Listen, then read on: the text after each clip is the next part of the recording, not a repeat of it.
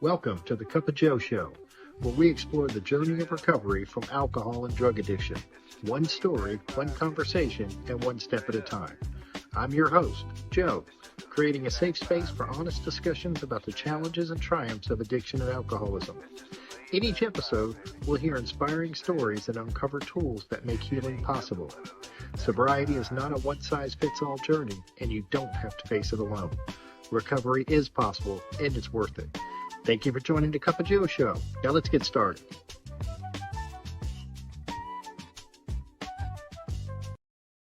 Hey everybody, welcome back to the Cup of Joe Show. I'm your host, of course, Joe. And before I get started, I just want to say this. If you are struggling right now, you are not alone. Please don't suffer in silence. So my guest today is Heidi R. After 15 years of running hard through alcohol, meth, crime, broken relationships, and losing her children, she has been sober since April 6, 2012. She found recovery by fully surrendering, working the steps, rebuilding her family, and creating a Christ-centered life with her husband. On this show, we share real stories of recovery from alcohol and drug addiction. One story, one conversation, and one step at a time. So grab a cup of coffee, settle in, and let's get into it. Hi, Heidi. How are you doing? Hi, good morning. I'm doing good. Good. Well, thank you so much for your willingness to share your story. Now, I know we both grew up in New Jersey, and you were in South Jersey, and I was in Central Jersey, Hightstown, East Windsor. Go Yep. Rams. Anyway, so what was it like growing up, Heidi? Now that I'm healing, I have healed. I look back at my childhood and I had a wonderful childhood. I was raised by my stepfather. It's the only father I ever knew. He was a police officer and my mom was a stay-at-home mom. Now she struggled with mental illness and alcoholism, but as a child, my household was, I could see all the good parts of it. It was exciting. All the kids in the neighborhood always came to my house. My brother, my mom had three children in 4 years. So we were all real close in age. So everybody came to our house to hang out, sleepovers, and it was just a lot of fun.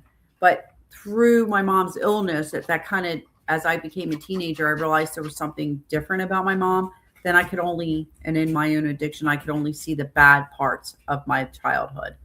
But today I could talk about how wonderful it was to grow up in my house. It was exciting, a lot of fun, Yeah, there's a quote. Can't remember who said it. It was one in recovery, but it was when I started healing and worked the steps, I got a new childhood. Yes.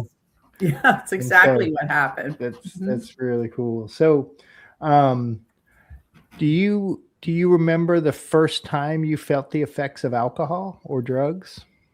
Well, so for myself, I'll tell you, I grew up in the 70s. So I was a child in the 70s. So back then it was like my parents drank, they partied, they were social. So we used to drink with our parents. We would drink out of their drinks. And I remember this one time I was like 5 years old and we grew up on the Jersey Shore. We were down there every summer. So my grandpop and Uncle Joe used to babysit us children while my mom and my grandmom and my Aunt Faye would go shopping. And we used to belly up to the bar at my Uncle Joe's house. And he would give us these little thimbles to drink shots out of. And I remember drinking Jack Daniels. I liked the label. And the bottle was square. So I thought it was different. So I would feel that going down. And I thought, wow, that felt good. And I got really excited and happy. I just remember that young, that resonated with me, that even though it burned and hurt a little bit, but it made me feel really good in the end, and that's kind of how it started. Yeah, that's the old thimbles.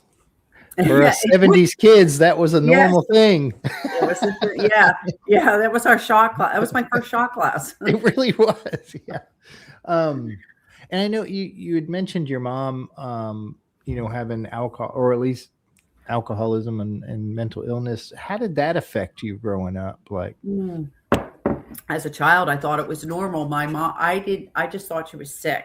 So I remember when I was like even around 4 years old, my sister was born in 1970 and I was born in 66. And I remember changing her diapers and giving her a bath and brushing her hair, all because my mom was sick. So to me, it was just a normal thing. I didn't think there was anything wrong with that. I also remember in the wintertime standing on a chair at the stove because we didn't have microwaves back then and making oatmeal and with a wooden spoon and stirring it in a pan. So I remember, so I don't know how old I was, but I was too short to be at a stove, so I had to stand on a chair to do it. So my dad worked a lot of hours, like he was a police officer, and during the winter he also had a snow plowing slash landscaping business, landscaping in the spring and summer, and in the winter he would snow plow. So he was never home. So I fed the kids, my brother and sister. So I just remember it was just normal. I didn't think there was anything wrong with it. She was sick, so I had to take care of everybody. That's all it was to me. Well, so you kind of became kind of motherly as a child. Mm-hmm. So that's a lot of responsibility. Yeah, but I didn't know that's what it was. I just, did it. I just took care of it. Did so as you age, when did you notice it as you got older in your childhood that maybe this wasn't the way it was supposed to be? Yes, when I was about 14, 15, or early teens, I'd go to my friend's house and their moms were making dinner and their moms weren't drinking and they didn't smell like booze and some of them went to work and they just seemed different. And then I just realized that there was something wrong with my mom. And then my mom started acting. I started noticing her behavior where she would run around the house and she would recite Bible verses. She was convinced that my dad was possessed. It was just like psychosis. And I kept saying to my dad, I think something's wrong with mom. I think she's crazy. And he just would yell, there's nothing wrong with your mother. Nothing wrong with your mother. Don't ever talk like that about her. So everything was just so, don't tell the children anything. Growing up, when my mom was sick, we would go to our aunts and uncles and grandparents. Sometimes we were separated. Sometimes us children stayed together. But what I understand today was that when she had an episode, we were sent away, and we just thought we were visiting. But I know that there was a cycle there now. As an adult, I understand why they did that. But I didn't know any different until I started getting, when you're a teenager, I started to rebel. I started having my own ideas about things. So that's where I was until that tragic day, which I know we're getting up to that point, where my mom had a total meltdown and shot our father and then came after us children with a gun. And she didn't hurt us. I really believe there was some divine intervention there, that God was involved in that. And growing up, I didn't know who God was. I knew there was a God, but I didn't think he cared too much about our family or we weren't good enough because my mom was very, I think she lost her faith somewhere when our real dad died. And my stepfather, he was an atheist and he flat out was, there's no such thing as God. So we didn't really talk about it.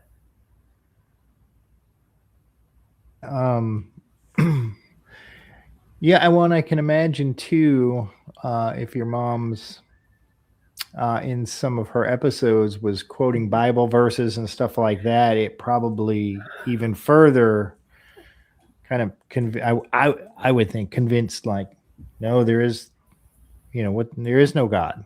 Why, why would God do this?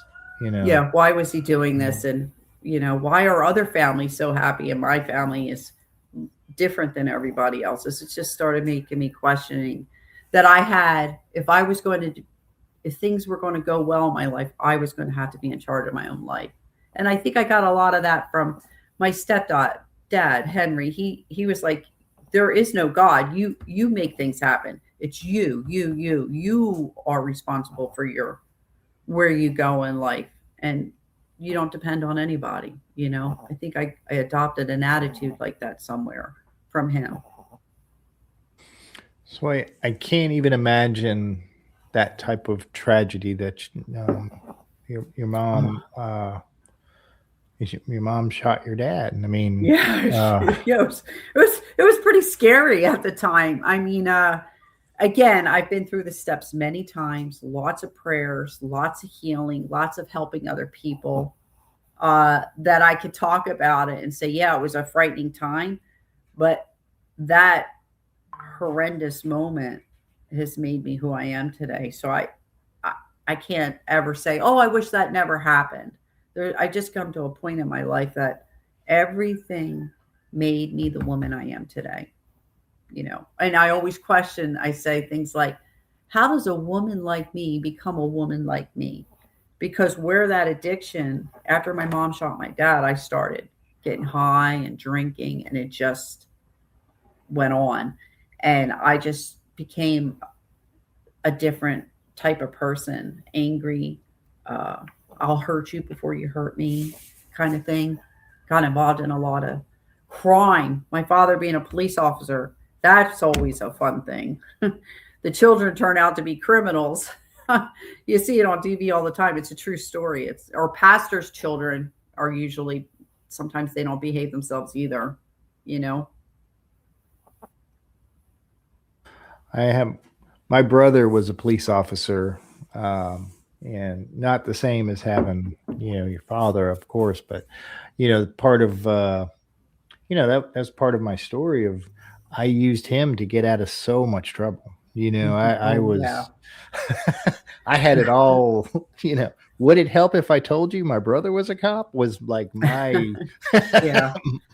Oh yeah. yeah. It got to a point where he was like, "Do not mention my name again."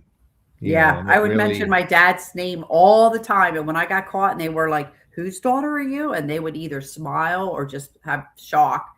So a lot of I'll tell you what, I didn't really pay a lot of consequences until I got sober. Like I didn't understand what they were. I just no matter what I got caught doing, it was just like I walked out all the time, swept under the carpet. I remember when I moved to Tennessee, and I was in my mid 20s, I guess, and the first DUI I got, it was the first time I ever got a DUI. I mean, I got out of Mhm. it wasn't the first time I was pulled over drunk. It was the first time I got a Right. DUI, and I remember the cop. I said, you pulled the line. Would it help if I told you my brother was a cop? And I remember him saying, even as drunk as I was, he said, "I bet he's proud." And I was like, "Wow," Wow. Yes. Mhm. And anyway, that I digress. I digress. So I can imagine after that's happening, now you're coping, right? And Mhm. with and living like a totally different lifestyle. Mhm. So how did your drinking and drug use progress in that at that Well, time? so for that whole teenage years, I was in and out of, like, my mom was in jail for a while, and then I lived with my dad and his soon to be new wife, and it was just I was rebellious, ran away, did all that stuff, and I just got out of control. And in it, they would send me to rehabs. I'd go to rehabs, dry out for 30 days, and then come home, or 42. It was 28 days for alcohol. If you did drugs, it was 42 days back then. And I'd stay for 42 days, come out, and I'd use again, and I'd go back and forth, back and forth. And I was on a roller coaster like that until I was 18, found myself pregnant, and then getting married to someone I met in rehab. And it was, I had my first child. So, but by the time I was 19, like I started questioning them. I wasn't doing hard drugs or drinking anymore, and I wasn't going to the program. I just kind of was dry, and I was just smoking a little weed. And I remember watching my daughter out in the backyard of my mother's house, and she was a little toddler just learning how to walk. And I thought, if I don't do something about with my life, what's going to happen to her? So at 20, I started going back to a 12-step program, and I started going regularly, and I stayed sober for 10 years. Didn't really work the steps, didn't really find God. I was a two-stepper, like first step, yep, it's a hot mess, and 12, right? Because I could drive people around, set up meetings. So I did that kind of service work. And I just didn't do the middle steps because they didn't apply to me. I didn't think I was that bad. So for 10 years, I was a dry alcoholic, and I didn't change, and I was angry a lot, and it was always somebody else's fault. And I even managed to get married again somewhere in there and had a son. And to outside appearances, I had a little house. I was 26, bought my first house, and I had a little white picket fence, lots of books everywhere, 12-step self-help books. If you came over, you'd think, wow, this girl's got her stuff together. And she didn't. I was a faker. That's what I did for 10 years in the program until it didn't work anymore. Well, it's funny because you had said you grow or you go, so You you grow went. or you go. Yes, Yeah, and that's what happened. So you know what? A lot of life stuff started happening. Like I was getting ready to go through another divorce. My father, who I've known all my life, was dying. I was having problems with my stepmother, and it was like all life happening. And since I didn't do any of that middle steps for, like didn't clean up the inside, didn't depend on a higher power, so I didn't know how to deal with any of that stuff. Oh, and my so-called sponsor, I caught her embezzling money, in a little halfway house non-profit, and it was like I had all this stuff. I didn't know how to deal with it, so I went, and it wasn't long after that I started drinking again, which started as I was 30. So 30 to 45, I was hitting it hard because I ended up getting another job selling cars, and like got into the learning in the most drinking part of my life. As heavy as I was, I made a lot of money. I was so good at my job drunk, so good. I just talked people into stuff all day long, and I didn't have anything to show for it because I was always spending it faster than I could, make it.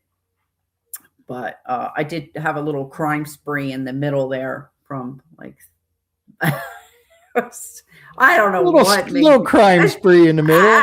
Yeah, I started, I went from relationship to a relationship. So I had money now, so I could afford good drugs and I could afford drinking at all the time. I didn't have to worry about squandering or stealing. So my next husband ended up being a chemist. So you know what we did? We manufactured stuff. We set up shop and got involved in that and distributing and going into clubs and selling stuff, and our hands were in everything. I even got into organizing bachelor parties. Like the joke was that I was the Heidi Fleiss of Philadelphia, and so I did a lot of that stuff. Got people hooked on. I when I tell the story, years ago when I would tell this part of my story, I would laugh and get everyone in the room laughing. But I know now, with going through the steps and all the prayers and the healing, the destruction that I did to people and the people that I harmed. Like I had a motive. If I saw you, if you could make me money, you either made me money, cost me money, or you were just there for my enjoyment. So the people that I had hurt, and how later on when I really got into the program, how was I going to make amends to people that I didn't even know who they were? So that came several years later, further into my recovery, when I realized that there were some amends that need to be made to people that I didn't know. And yeah, that was another God shot. God was in my life, working in my life, all my life, and I didn't know it. He was always there, and then I met a man named Jesus somewhere along the line too, and that was where my life really changed. Yeah, I made me think, and like you're living this big life, Mhm. really you're living a big life, and with clubs and raves and bachelor Raves, parties, all that bachelor, stuff. limo driving, the best of the best, the VIP. You had a separate Yeah, entrance to go in, and you got to look up in a VIP room down at the club. Like yeah, things you actually saw in the movies. If you would think I was living like this rock and roll lifestyle, and I really did. And at the time it was a lot of fun yeah, for a while until yeah. it wasn't, always till it wasn't anymore, you know. That's what I was wondering. Like, how were you feeling internally? Like, was there a moment in there when you were I had such a huge hole inside of me. No matter what, I thought I came from this broken family. My mom was in jail. My mom was in a mental institution. She shot her dad. Like I carried all this guilt. Like maybe this was my fault, and I could be in a room full of people and still be alone. I was broken. I always say that I was falling faster than I could lower my standards, and it was always a dark place for me. I don't, I used to think that I was suicidal, but I wasn't. I could never, I was a coward when it came to doing something like that to myself. But I knew I didn't want to live the way I was living. I didn't understand why I couldn't be content or why I couldn't have a wonderful relationship. Like, was I not lovable? Did I not deserve it? I just really didn't like who I was. And I didn't know how not to not like me. I didn't know how to start liking me. I didn't like who I saw in the mirror. Didn't matter how much makeup I wore, what clothes I had. I couldn't get clean. Like I just felt dirty and were unworthy. Most of my that whole addiction is where it took me. What was the low point of that? Yeah. The day that I got, it wasn't getting arrested and losing my children in court and everything like that. It wasn't losing a job. It wasn't like I still had money. I still had a car when I got sober. It was April 6th, 2012. It was actually Good Friday. I had had a good day at work, but I had a fight with the boss and I left. And I was sitting in a bar and I was drinking. And I kept drinking and I couldn't get that discontented feeling to go away. Like after a few shots, I'd start loosening up and then the night would go one way or another. It'd either be great or it would be completely rage. It was one or the other. And I couldn't even get there. And there was a mayor sitting next to me talking to me. And I just remember looking at him like, dude, why are you even here talking to me? Do you know who I am?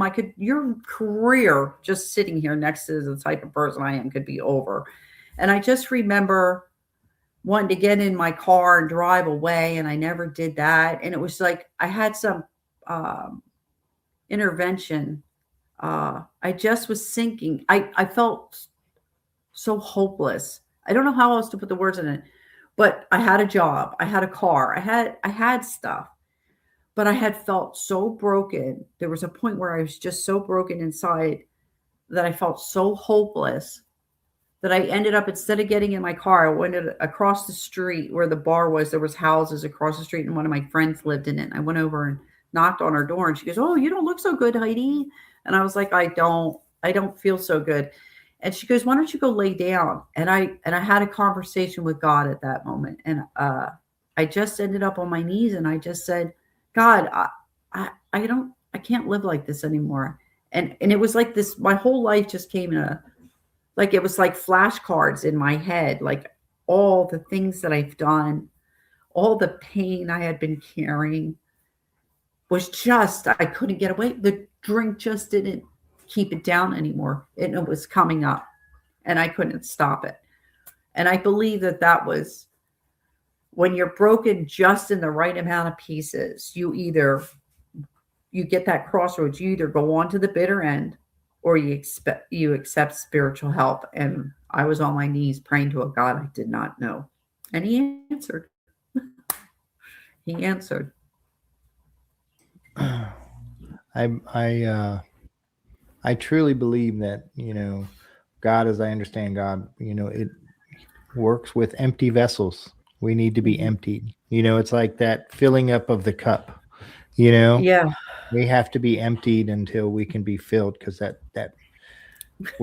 I tried to fill that void with, like you did, I didn't have quite the lifestyle. I'm a little jealous of that. I'm just going to say, but I mean, I think that's something we have in common is trying to fill that void, that there is no drinking, no drugs, no, no, it tells us, no human power can do it. Right. You're right. No human power. I loved my children. And, my second husband took them from me and he had every right to do that. I ended up getting them all back. And made amends to that man, and everything turned out great in the end. But it was years and years later that all happened. But yeah, when God came in, yeah, I was empty and broken in just the right amount of pieces. And now he started putting me back together, rearranging it and putting me back together. But it was weird when I started to go to that to a I know we don't say where we went, but it was a 12-step program. And I saw someone on Facebook. It was my very first boyfriend from high school. He says, "Oh, I've been sober 100 days." And I went, "Oh my gosh, what a loser." And then I sent him a message and said, "Oh my God, I can't stop drinking. I need help." And he took me to my first meeting. And I'll tell you, I never had God lifted the obsession for any jonesing for any alcohol or drugs immediately. I never had a craving. And still to this day, I've never had craving. Almost 14 years later, took it away. Hit the ground running in the program, got a sponsor, a home group, started doing the steps. And my life blew up when I put down that bottle. Like, oh, my first 90 days was insane. Meltdowns, freaking out. Like I couldn't control myself. And they kept saying, "Keep coming back." Keep coming back. I want to choke you. Choke you when you say it. Keep coming back. I don't want to come back. Yeah, I was a disruptive newcomer. I moved the chairs around. I was up and down, up and down. I kept getting coffee, going to the bathroom. And my sponsor said, "If you stop drinking so much coffee like it's whiskey, why don't you try sipping it instead of slamming it down, So, I mean, it sounds like total surrender, is what that was. I think he rendered me helpless. Like because I fought tooth and nail all the way, all the way. But I think God rendered me helpless. Like when somebody's drowning, sometimes they have to render that drowning person completely helpless because they'll just pull them down. Well, I guess God's mightier than that. You're done. When you're done, you're done. So, what was that early sobriety? I know it's kind of chaotic, but what are some of the things you did to kind of keep gaining traction?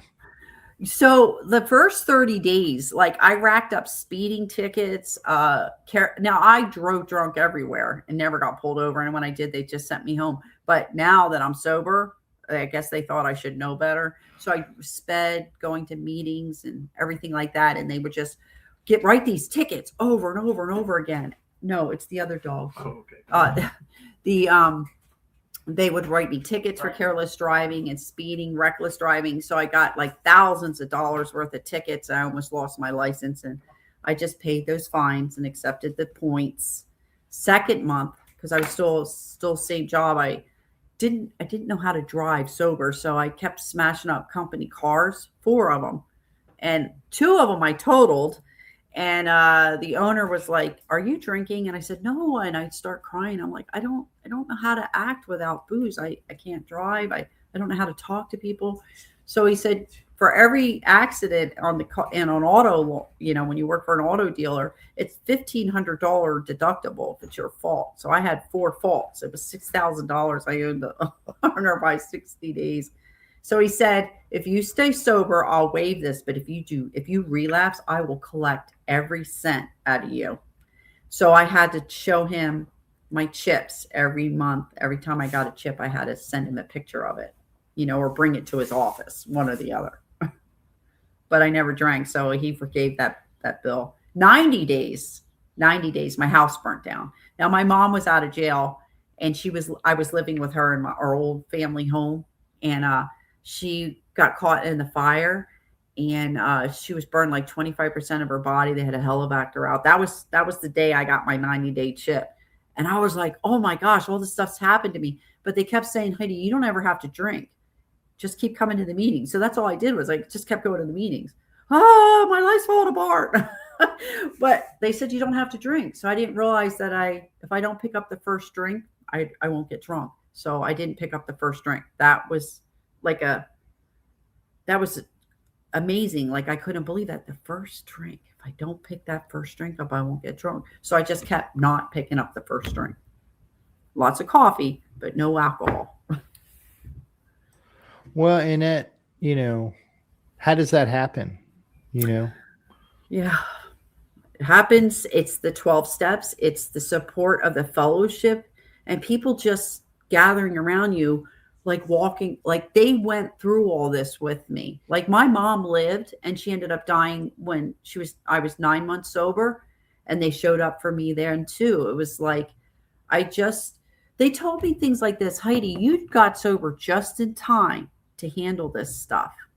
And that's where like a lot of that healing with my mom, when she ended up catching the flu and her lungs were so badly damaged from the fire that they put her on hospice, and I moved into the hospital for 4 days, and I sat by her side and I was able to forgive her and make amends to her. And my prayer was, I just always wanted my mother to be um, a mother, like the mother I needed. So this was probably one of the best things that God ever gave me. Was when my mom was dying, I had crawled into bed with her in the hospital. She couldn't talk. She put her arms around me and she held me until I fell asleep and she slipped away. It was the biggest gift I could have ever asked for. And then God revealed to me that he created me to care for her, not the other way around. And when I was able to see that, my whole childhood, I got a new childhood from that moment on. It was it just made sense. I was made to take care of her. And I was okay with that. It just made sense to everything I did as a child, taking care of my siblings, because I thought it was normal, because that's how God made me. He made me to care for other people. And I think that's why I'm working in a detox and inpatient facility. It took me many years to find my way to that job. Um, but I do real well there because I just go in there and I love people, and that's it. I just love them. And that's a huge thing, Heidi, because man, what a what an unbelievable realization. You Mm-hmm. know that we don't know why we're here, and and why things are happening. My sponsor, he always tells me. He said, Joe, he said, things are not happening to you. Things are just happening. Yeah. You Or know. they're happening for you. Like everything I went through was Yeah. a it's just another thing that God transformed me into a woman that he wanted me to be. Like I had this wonderful manipulation skills that was great when I talked people into buying cars that they didn't want or into payments that they couldn't afford.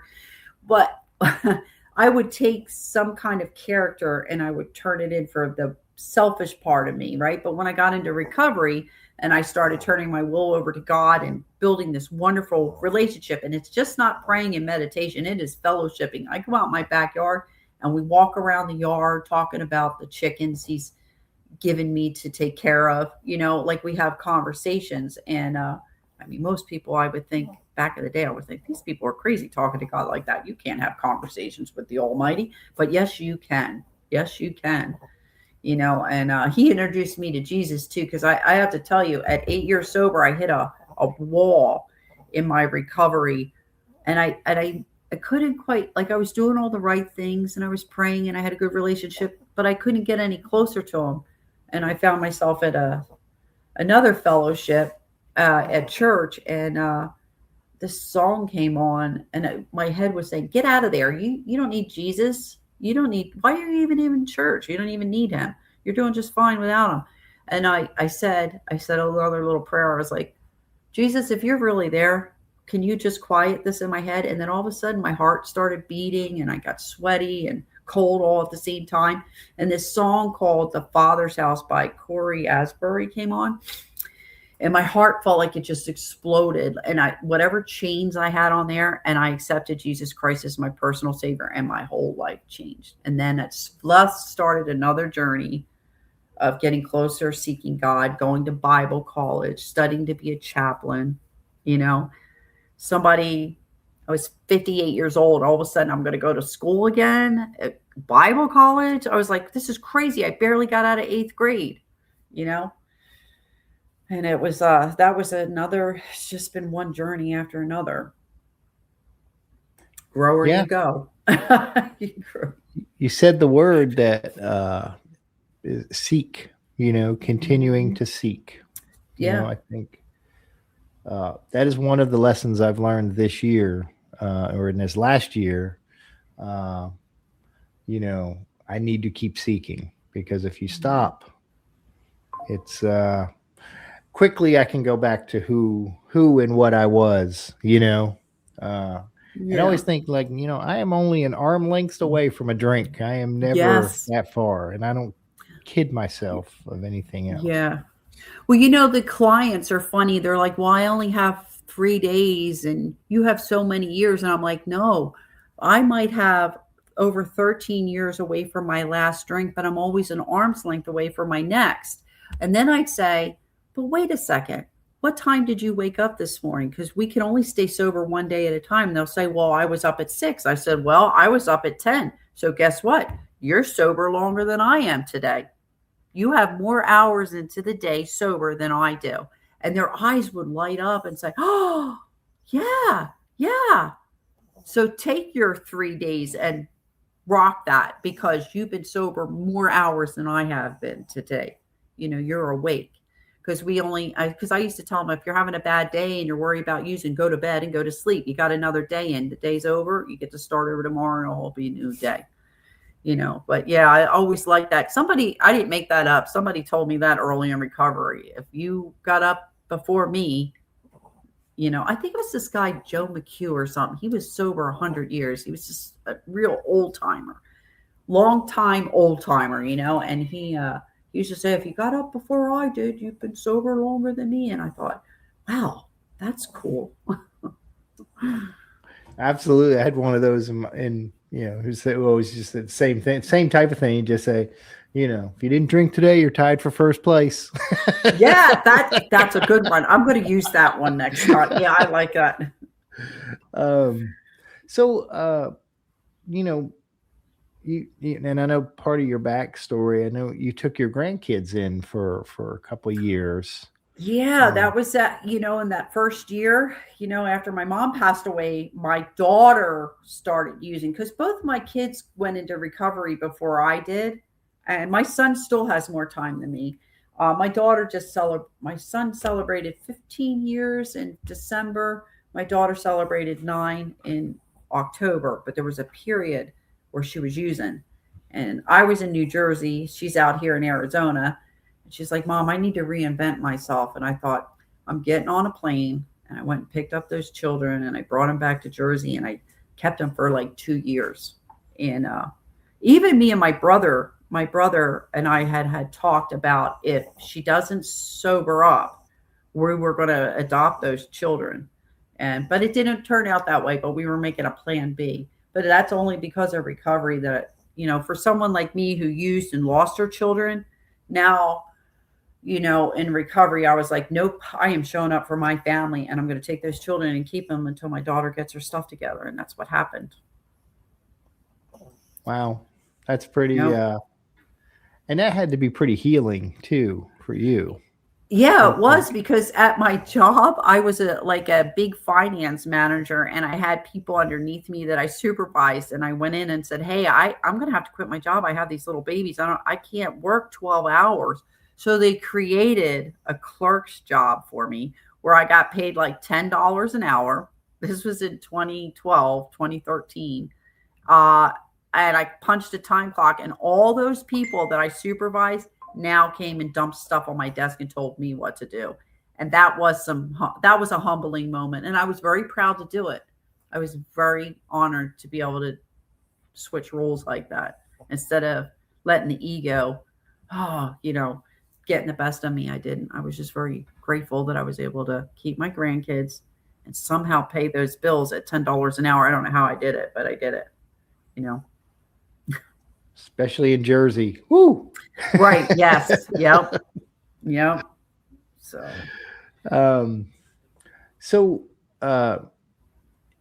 I'm assuming you made I know you made amends to your children as when they Mhm. were grown. What was that like? It was weird. Like my daughter and I, we talked about like this is. I remember listening to her first story, and I had to hear her side of how the abandonment that she had when she needed her mom the most, and her mom wasn't there. It was almost like I could hear her pain was just like the pain I had with my mom. Stories just a little bit different. Bottom line was moms weren't there.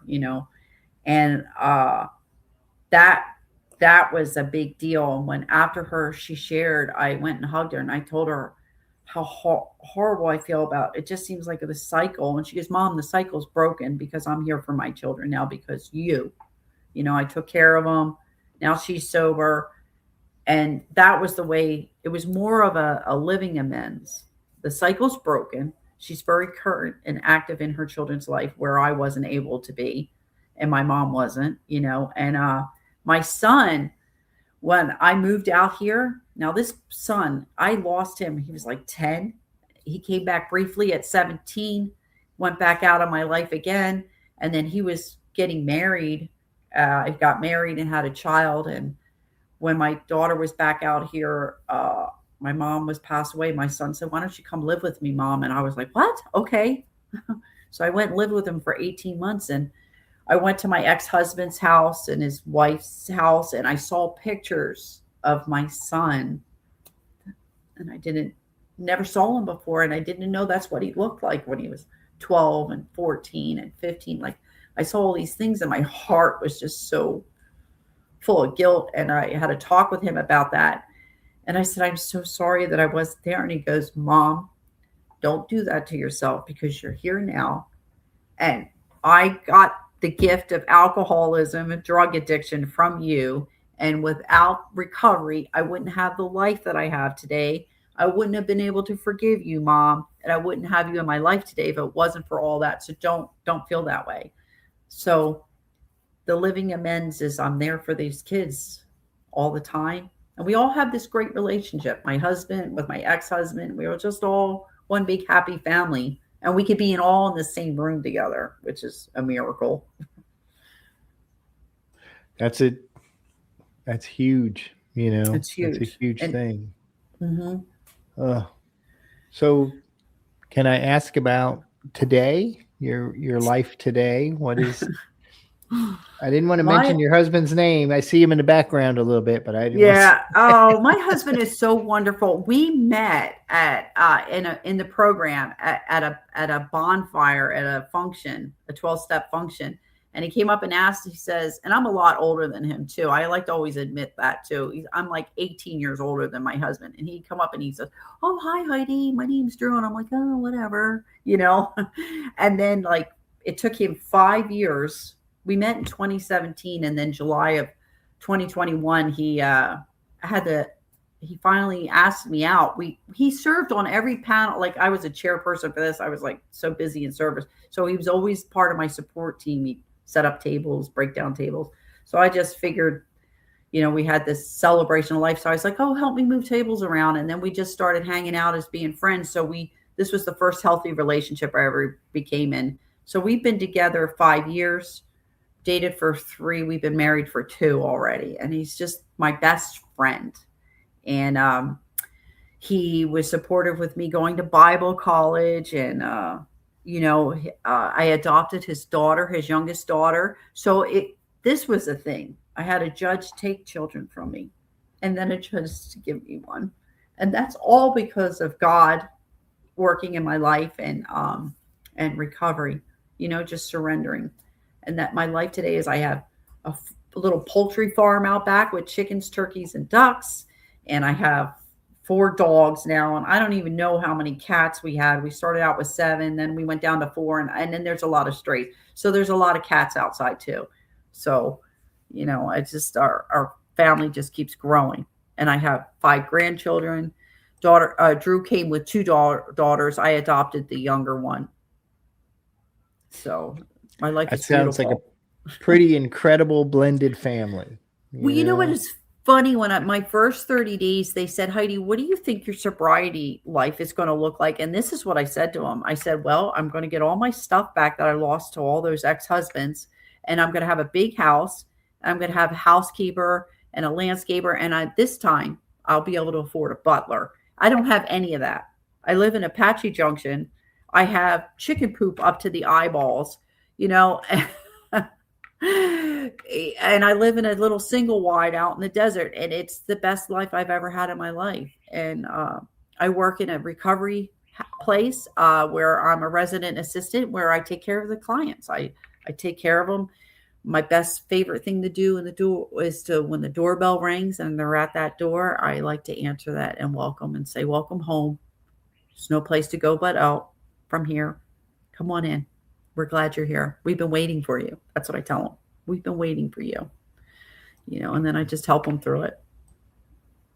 That's pretty powerful, Yeah. Pretty powerful. Mm-hmm. And you were saying earlier that you're studying, like doing biblical studies now, right? Am I right? Yes. And I've been through like crisis count. Like, it was challenging.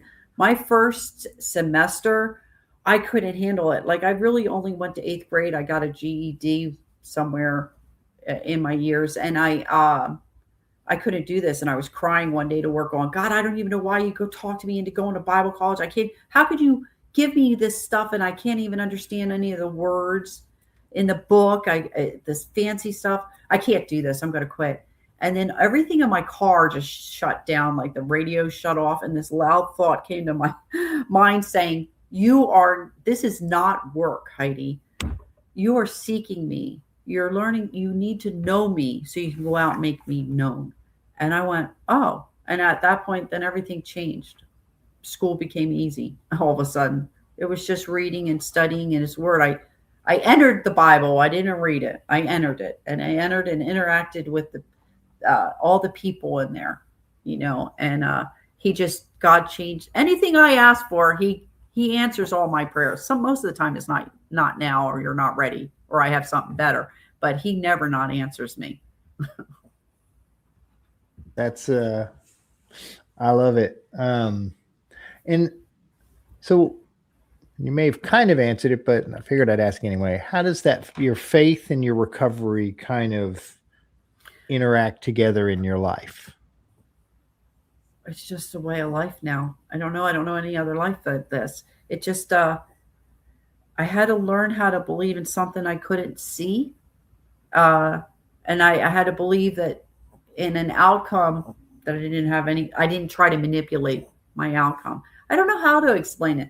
It's just become a way of life for me. It just goes together. I just don't get me wrong. I still negotiate with God. Hey, do you need any help with that? I tossed that problem up to you a while ago. What's taking so long to sort this out? I need an answer. I do a lot of that stuff. I just don't know. He just changed something in me that I just walk that way. Like, that's all I see. It's just him. I don't know how to put it into words. It's just the way I live today. He's my solution. Yeah, I think you did put it into words, actually. I do. I really do. I think you put it. I think you did put it into words. And so if somebody's out there listening, and maybe feeling hopeless, or maybe feeling too far gone for God, what would you say to someone that was listening? Maybe don't ever give up. If someone like me could get so broken, and I just called out to a God that I didn't know to help me, he will do it. You just have to ask. Like, God is a gentleman. He stands there waiting for you to come to him. Like, he'll interact. I always picture myself as a toddler. When you're starting to walk and your parents are behind you and you're going to go bobble this way, kind of bobble you that way. Well, I believe God did that a lot to me. Like, and I always picture myself in the beginning as a toddler, terrible twos, having a tantrum. I picture God in a white button-down shirt, sleeves rolled up. This is how I picture my God. Black slacks, sitting at the kitchen table, just watching his toddler having a temper tantrum. And when I'm done with all the snot and the crying, I hop in his lap and he fixes it. But today and then I matured into the 10 to 12-year-old. Now I feel like I'm moving into the older, the young adult with God. Like I can reel myself in, but I still can't do anything without him. I need his intervention and guidance at all times. I tell everyone I have three higher powers: God, the Father, the Son, and the Holy Spirit. That's how I work, so I need three. That's fair enough. So is there anything you wanted to talk about that we haven't? No, I don't know. I'm very grateful that I got asked to come out to your show. Like, again, I'm just another addict, alcoholic, trying to get another day. And what do I have to do that? And that's just trust God, keep my side of the street clean, and help other people. Those three little simple things. And I think I appreciate you asking me on here. I'm really honored to be here, because I'm just another addict, just another alcoholic getting another day. I don't have anything to say. I